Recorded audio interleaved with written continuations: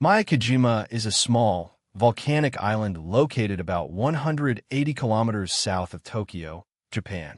Nestled in the Philippine Sea, this remote island is part of the Izu Islands chain and is roughly 55 square kilometers in size. For centuries, Miyakejima has been shaped by dramatic volcanic activity, giving the island its rugged terrain and fertile soils. Despite its volcanic nature, people have lived on this island for generations, forging a close-knit community that balanced tradition with the demands of living in such an isolated place. The island's volcanic landscape is dominated by Mount Oyama, an active volcano that rises nearly 800 meters above sea level. Its slopes are covered with volcanic rock and ash, punctuated by dense forests and cultivated fields where residents farm crops suited to the rich soil. The island's natural beauty is striking, characterized by sharp cliffs, black sand beaches, and verdant greenery, reminders of the ongoing relationship between the people and the land. Before the major eruption in 2000, Miyakejima's population was small, clustering in villages scattered along the coastline. The largest village, Miyake, served as the island's administrative and cultural center. Life here moved at a deliberate pace, deeply connected to the rhythms of nature and the surrounding sea. Fishing was a way of life for many residents, with small boats heading out daily to harvest the plentiful marine resources. Agriculture also played a crucial role. The islanders cultivated vegetables, sweet potatoes, and some fruits suited to the volcanic soil. These practices were often influenced by generations of local knowledge passed down through families, helping the community endure not only the challenges of isolation, but also the periodic dangers posed by the island's volatile environment. The people of Miyakejima shared a strong sense of community, grounded in cooperation and mutual support. With limited outside contact, residents relied heavily on each other, fostering bonds that helped sustain daily life. Local festivals and traditions reflected centuries-old customs, blending Shinto beliefs with practical stewardship of the environment. Many islanders were aware of Mount Oyama's restless history. The volcano had erupted several times over the last 100 years, causing temporary evacuations and disruptions to daily life. Yet, confidence in Mount Oyama's more dormant periods allowed the community to rebuild and continue their traditional existence. Before the eruption that would change everything came in 2000, life on Miyakejima seemed stable, if isolated. Electricity and telephone services were available, along with a small school and a clinic, but residents often had to travel by boat or ferry to the main islands of Japan for more advanced medical care or supplies. The island's economy was modest, focused largely on subsistence and small-scale trade between villages and occasional shipments to the mainland. Although remote and surrounded by unpredictable natural forces, the people of Miyakejima embraced their home with resilience and a deep attachment to the land and sea. The volcanic landscape shaped every aspect of life, from the food they ate to the homes they built. Houses were often constructed with materials that could withstand ash fall and occasional earthquakes triggered by underground magma movements. In July 2000, Mount Oyama on Miyakejima awoke with a powerful force. The volcano erupted after decades of relative calm, sending plumes of ash and smoke high into the sky. Initially, the eruption itself did not cause widespread damage to the island's villages, and many residents observed the event with a mixture of concern and familiarity. However, what followed would soon prove far more threatening and disruptive than the eruption's immediate impact.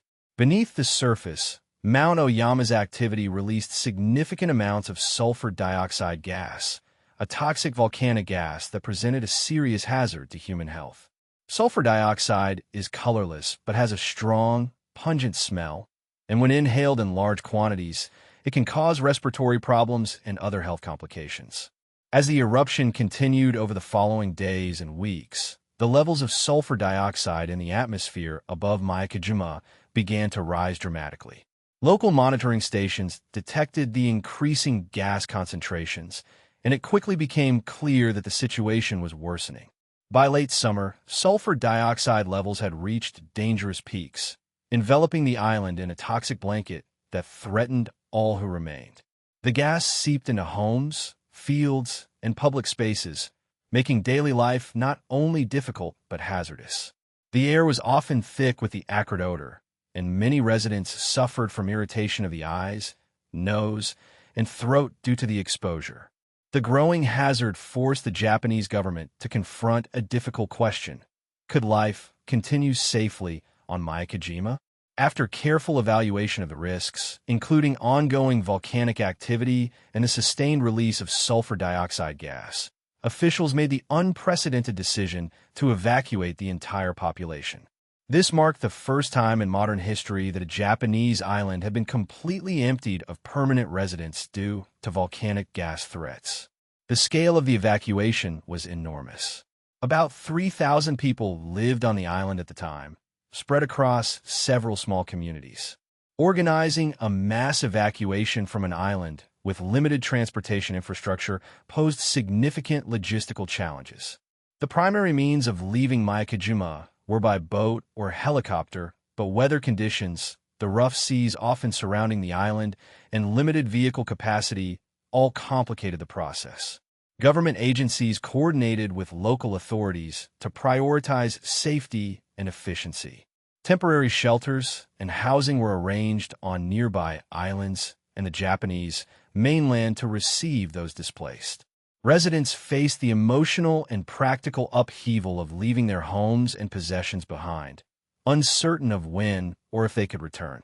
The evacuation unfolded in stages, with residents evacuated first from the areas most affected by the gas, progressing gradually as the situation worsened. For many, the experience was disorienting and stressful. Entire communities were uprooted, schools closed, and livelihoods disrupted. Yet, the shared sense of urgency and collective action helped ease the transition amid the crisis.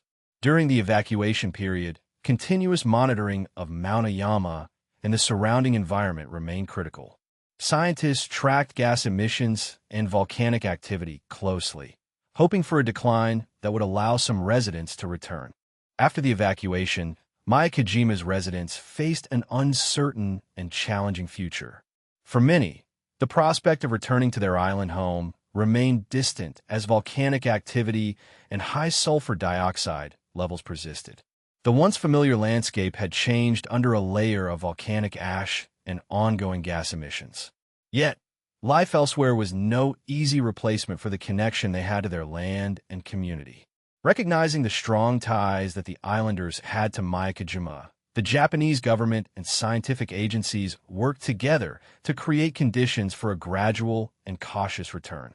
This was not a simple matter of lifting an evacuation order, but a complex process requiring continuous monitoring and safeguards against the lingering dangers posed by Mount Oyama's volatile activity. Specialized equipment measured sulfur dioxide concentrations around the clock. Air quality readings and volcanic tremors informed decisions on when and where residents could safely resettle. The first phase of the return began several years after the evacuation, under strict limitations. Residents were provided with gas masks and advice on how to respond if gas levels rose suddenly. In addition, new infrastructure was installed to supply fresh air through ventilation systems in homes and schools, designed to reduce indoor exposure to volcanic gases. These adaptations aimed to balance the deep desire of the community to come back with the real risks that still existed. Despite these precautions, ongoing volcanic activity has meant that the island's environment remains unpredictable. Sulfur dioxide emissions do not vanish entirely, but fluctuate with the volcano's activity, at times forcing temporary suspensions of daily routines or even partial evacuations of certain areas. This persistent presence of volcanic gas has kept some residents cautious, and not all former inhabitants have chosen to return permanently. The natural environment of the island has also undergone remarkable changes during this period. With fewer people living on the island, local ecosystems have shown signs of recovery in some places. Vegetation growth has resumed on volcanic soils and impacted areas, and wildlife patterns have adjusted to the quieter surroundings.